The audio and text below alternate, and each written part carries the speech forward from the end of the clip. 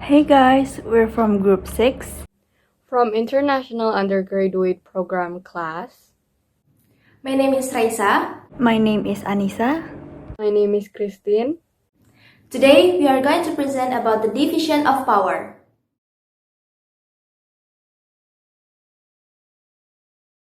So, the use of the term division of power, if we look closely at the origins of its formation, is actually not much different from the doctrine of separation of power, namely to limit the power of state institutions that are carrying out their functions of power. The division of power means that the state power is divided into several parts, namely the legislature, the executive, and the judiciary. The power of the state is divided but inseparable. This is because between the parts of the state power, it is possible to coordinate and to cooperate.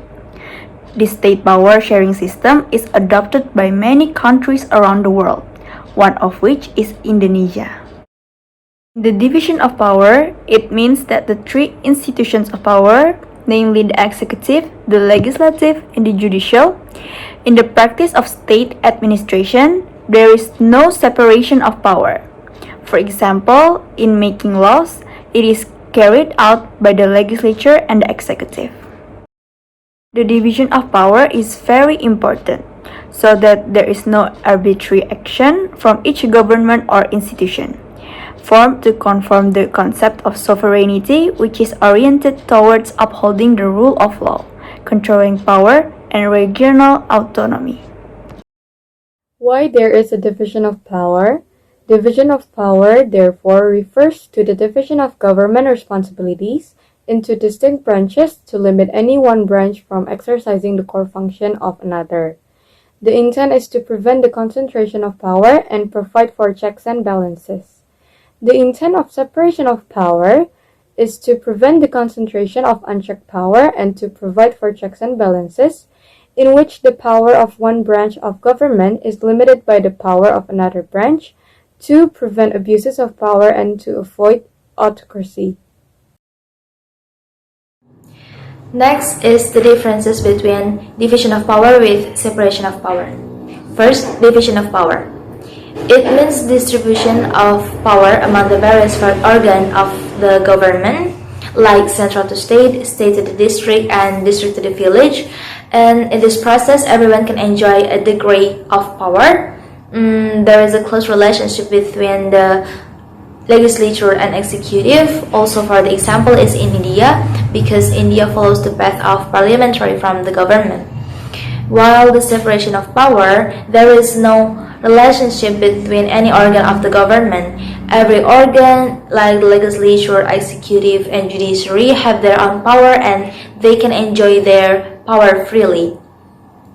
The example is in USA, because in USA there is a clear separation of power between the legislature, executive, and judiciary. Also, there is no relationship between the legislature and executive. Indonesia is a legal country which has different characteristics from the state of law applied in various countries. However, for the principle, such as the separation or division of power, can still be used as a basis in realizing the rule of law in Indonesia. The implementation of power division in Indonesia consists of two parts, namely the horizontal power distribution and the vertical power distribution. The horizontal power distribution is the division of authority according to the functions of certain institutions, namely the executive, the legislative, and the judiciary. While the vertical of power distribution is the division of power by level, namely the division of authority between several levels of government. The division of power at the central government level underwent a shift after the amendment to the 1945 Constitution of the Republic of Indonesia. The shift referred to is a shift in the classification of state power, which generally consists of three types of power, namely the executive, the legislative, and the judicial, to 6 state powers. The first one is constitutive power, namely the power to amend and enact the Constitution. This power is exercised by the People's Consultative Assembly as confirmed in the Article 3, Paragraph 1 of the 1945 Constitution of the Republic of Indonesia, which states that the People's Consultative Assembly has the authority to amend and enact the Constitution. The second one is executive power, namely the power to carry out laws and administer state government.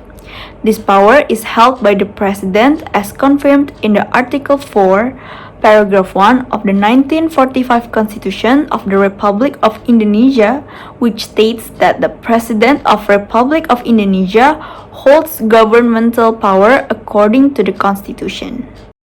The third one is legislative power, namely the power to make law. This power is held by the House of Representatives as confirmed in the Article 20, Paragraph 1 of the 1945 Constitution of the Republic of Indonesia, which states that the House of Representatives holds the power to make law. The fourth is judicial power.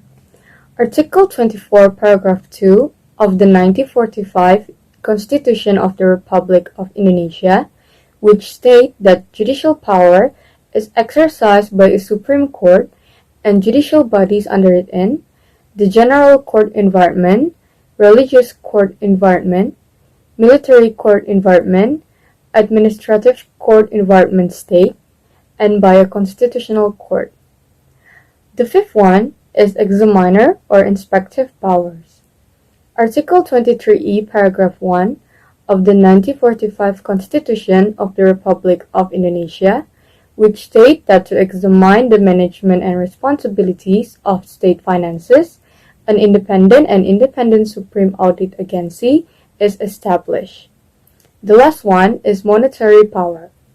Article 23D of the 1945 Constitution of the Republic of Indonesia, which state that the state has a central bank whose structure, position, authority, responsibility, and independence are regulated by the law.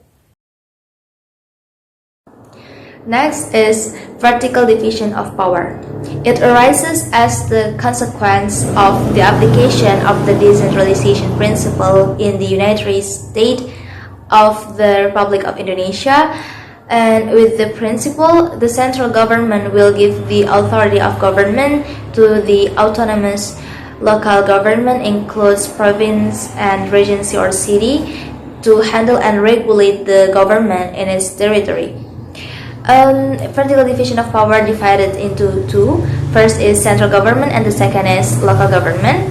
In the central government, it is divides the vertical division of power in local government, and in the local government the relation between the provincial government and the regency or city government has been intertwined with coordination, rehabilitation, and supervision by the central government in the field of administration and territory.